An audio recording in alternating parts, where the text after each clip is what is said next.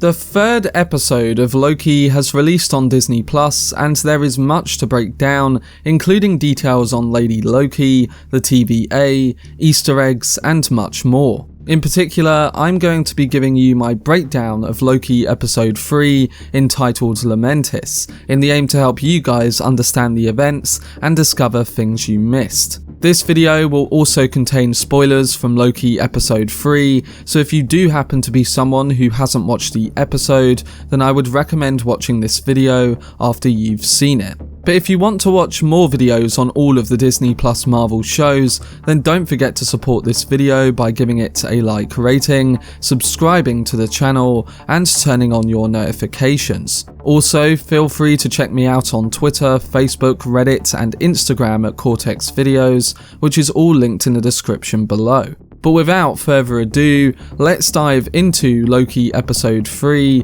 and all of the latest reveals. So in Loki episode 3, we find out where the God of Mischief ended up after ditching the Time Variance Authority and pursuing his female variant through a time portal. Lady Loki, played by Sophia DiMartino, bombed the sacred timeline with the stolen TVA reset charges, seemingly creating countless branches and undoing the timeline cop's work. She told her male counterpart that her plot wasn't about him, which probably intrigued him enough to abandon his TVA pal Mobius by following her. Not that Mobius will have much time to get bored, as the agency went into high alert as a result of Lady Loki's attack. And it might have taken 3 episodes, but we finally have a name for our murderous female Loki variant, and this is revealed to be Sylvie. But this is by far the biggest revelation in an episode that delves a bit deeper into Loki's psyche, using a post-apocalyptic dying planet as its backdrop. What is mysterious is Sylvie. For all intents and purposes, she is effectively a female Loki who is on an apparent crusade against the mysterious Timekeepers for an as yet unrevealed reason. Last episode, she bombarded the entire so-called sacred timeline, though the ramifications of this are also yet unknown. Those of you familiar with the comic books will be aware that Sylvie Lushton is also known as Enchantress, a mortal woman created by Lady Loki because she was curious about what would happen if she made someone who believed they were an Asgardian. Sylvie would go on to join the Avengers. However, as some suspected, it seems that this version is in fact an amalgamation of characters. When the God of Mischief says he refuses to refer to the variant as Loki, she's pleased because she says, "That's not who I am anymore." Instead, she's created an alias for herself, and this is Sylvie. As the episode progresses, Sylvie really doesn't give much away about herself, but does mention that her parents, who we're assuming are Odin and Freya, told her that she was adopted early on. However, after her mother died when Sylvie was young, she ended up teaching herself magic. It's entirely possible that there's still more to be revealed about this mysterious new addition to the MCU, but as of right now, we've been led to believe that she is indeed a Loki variant who has chosen to move on from that moniker and instead given herself the name Sylvie. But in terms of the main recap of this episode, Loki follows the variants Loki through a portal, transporting them back to the TVA headquarters, where they continue to be chased by the organization's Minutemen. To escape the TVA agents, including Judge Ravonna Renslayer, Loki takes them through another portal, this time landing on the planet of Lamentis 1 in the year 2077, when it is on the verge of being destroyed by a moon in an apocalypse. So what happens to Loki and Sylvie as the Loki variant is known? Well, while on Lamentis 1 in search of a power source that can recharge the tempad they were using for teleportation, the Loki variant explains to Loki that she doesn't want to be called Loki, preferring to go by Sylvie instead.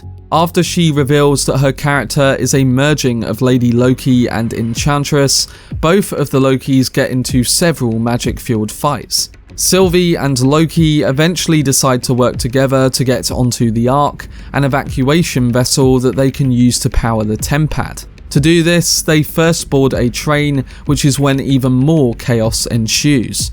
While on the train taking them to the Ark, the pair take a moment to get to know each other, with Loki asking Sylvie whether she has someone waiting for her.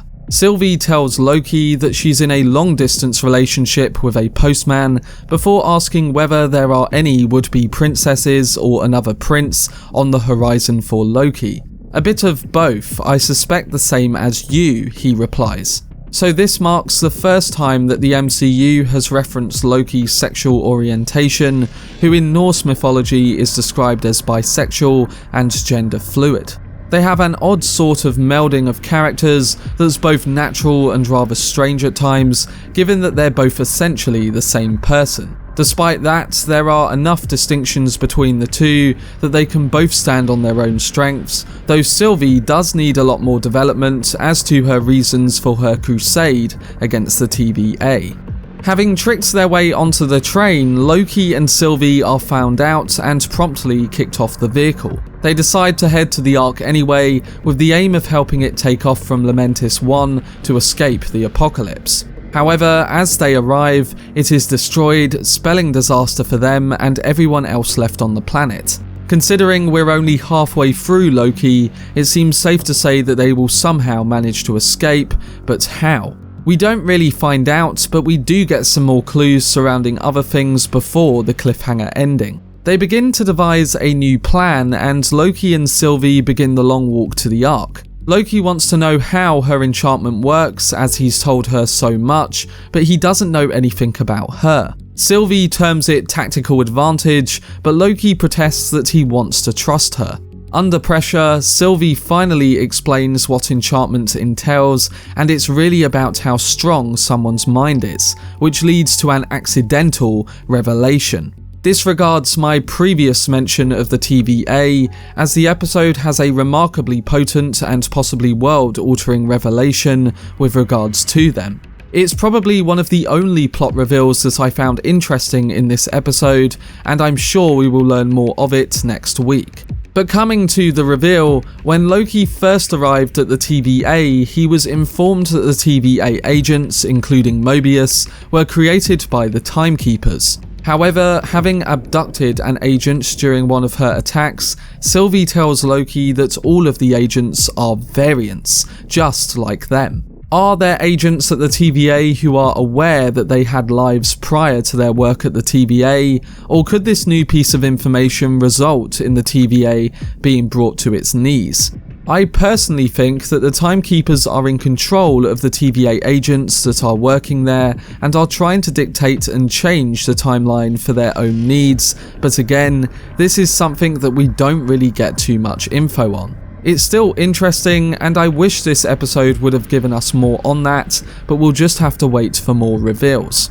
But the episode comes to an end as Loki and Sylvie get to the Ark, with the spaceship about to take off, and Lamentis 1's annihilation being imminent. Loki and Sylvie try to get through the guards, but it's all to no avail as the Ark is hit by planetary debris and destroyed in front of them. Loki just stands there taken aback, while Sylvie walks away. So Loki episode 3 leaves us on this cliffhanger as Bonnie Guitar's Dark Moon plays over the credits, leaving us in a state of hopelessness with the characters. I'm sure they'll find a way in the next episode, but for now, we are left wondering over how they will escape and get back to the point in time that they were on.